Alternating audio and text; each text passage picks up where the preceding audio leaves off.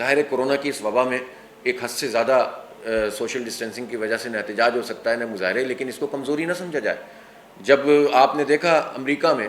کتنی بڑے پیمانے پہ اموات ہوئی ہیں، لیکن جب آپ بالکل کنارے سے لگا دیں گے لوگوں کو تو آپ نے دیکھا وہاں پر مظاہرے ہو رہے ہیں۔ تو ایسا نہ سمجھے کہ الیکٹرک کے ان کو چھوڑ دیا گیا ہے، جماعت اسلامی اپنا ایک بھرپور طریقے سے احتجاج کا حق بھی رکھتی ہے اور ہم کر کے بھی دکھائیں گے۔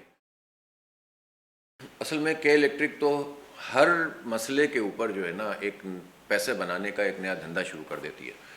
اور اس وقت بھی جب حکومت کی طرف سے بات کہی گئی، سندھ حکومت نے جب کہا کہ آپ 3 مہینے کے لیے یا 2 مہینے کے لیے بلوں کو جو ہے وہ ڈیفر کریں، تو بھی انہوں نے عمل نہیں کیا، اور بعد میں جب وفاق کی طرف سے اعلان ہوا تب بھی آپ نے دیکھا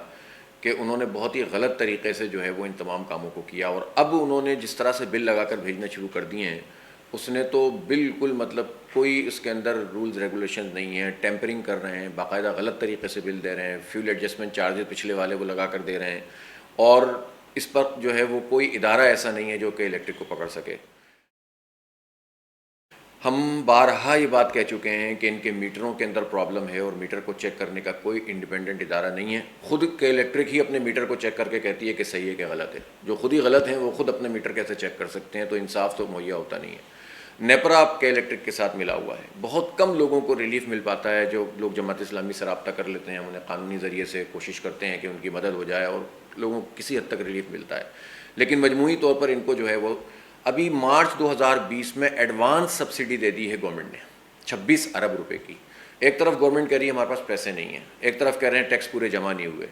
وہ ایک الگ موضوع ہے کہ اس میں گورنمنٹ کی کتنی نااہلی ہے، لیکن دوسری طرف جو ہے وہ اپنی پسند کے ایک پرائیویٹ ادارے کو جو پروفٹ کما رہے ہیں کراچی کے لوگوں سے 35 ارب روپے، 30 ارب روپے، 40 ارب روپے، 20 ارب روپے یہ لوگ پروفٹ کماتے ہیں، اور پھر ان کو سبسڈی دے رہے ہیں، اور اس کے علاوہ ان کو نیشنل گرڈ سے بجلی 659 میگا واٹ، اور اب اسد عمر صاحب نے کہا کہ ہم 1400 میگا واٹ ان کو بجلی دیں گے۔ تو میں پوچھنا چاہتا ہوں کہ جو معاہدہ ہوا تھا نجکاری کے وقت اس میں تو طے ہوا تھا کہ 3 سال کے اندر اپنی کیپیسٹی پوری کر لیں گے یہ،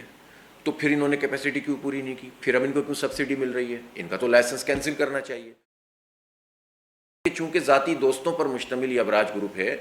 جو ہے وہ آف شور کمپنی کے طور پر یہاں پر رجسٹرڈ ہے، اس میں نون لیگ، پیپلز پارٹی اور پی ٹی آئی، بدقسمتی سے یہ ساری پارٹیاں جو ہے وہ کہ الیکٹرک کے خلاف اس لیے کچھ نہیں کرتی کہ یہ سب کو نوازتا ہے ادارہ، اور اس کے جو مالک گروپ ہے وہ، اس لیے عمران خان صاحب اس کی وضاحت ہی نہیں کرتے۔ 2 سال سے ہم بات کر رہے ہیں کہ آپ بتائیں 2013 میں آپ کو ابراج گروپ نے پیسے دیے ہیں الیکشن میں، اور اس کے بعد 2018 میں دیے ہیں، تو اس کی وضاحت وہ نہیں کرتے۔ ظاہر ہے کہ جب پیسے کھاتے ہیں ہم سے لیتے ہیں یہ لوگ، اور یہ ایماندار بھی ہیں،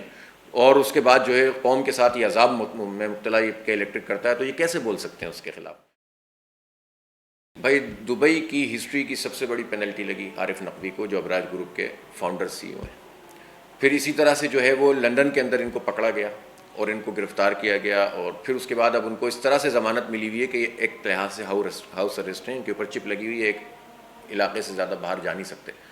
تو کہنے کا مطلب یہ ہے کہ ایک آدمی لندن میں پکڑا گیا ہے، دبئی میں پینلٹی لگ گئی ہے، پاکستان کے لوگوں کو وہ لوٹتا رہے، کراچی کے لوگوں کو وہ بیڑا غرق کرتا رہے، اور کوئی اس کو پوچھنے والا نہیں ہے۔ اس کے کرائم تو بالکل سامنے ہیں، ہم نے تو 13-14 پوائنٹس پر مشتمل سارے کرائم وفاقی حکومت کو بھی بتائے ہوئے ہیں، اور ایون یہ کہ عدالتوں کے اندر بھی لوگوں کو انصاف نہیں مل رہا ہے۔ دراصل اگر کوئی جماعت کوئی موقف رکھتی ہے کہ الیکٹرک کے ظلم کے خلاف تو وہ جماعت اسلامی ہے، اور ہم نے اس پر احتجاج بھی کیا ہے، اور اس کے نتیجے میں ان کے قدموں کو پیچھے بھی دھکیلا ہے، ورنہ تو یہ اور زیادہ ظلم کرتے، اور بڑی حد تک لوگوں کو ریلیف بھی ملا۔ کل بھی میں دیکھ رہا تھا کہ کچھ کھمبوں میں ارتھنگ کا کام ہو رہا ہے، اگرچہ کوئی پراپر کام نہیں ہو رہا، لیکن یہ صرف جماعت اسلامی ہے جس نے اس کو موضوع بنایا، عدالت میں گئے اور اب وہ ارتھنگ کر رہے ہیں تاکہ بارش میں انسانوں کی جانیں بچ سکیں۔ ابھی بھی ہم مسلسل اپنا موقف بھی رکھتے ہیں، جد و جہد بھی کر رہے ہیں۔ اصل کام تو یہ حکومت کا ہے کہ وہ اس ادارے کو لگام دے، اور اب یہ سلسلہ ختم ہو کہ قوم کے ٹیکسوں کے پیسے ان کو دیے جاتے رہیں اور یہ ہمیں لوٹتے رہیں۔